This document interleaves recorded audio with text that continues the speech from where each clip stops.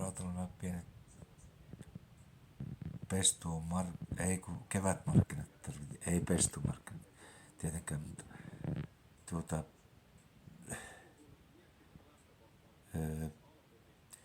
siellä on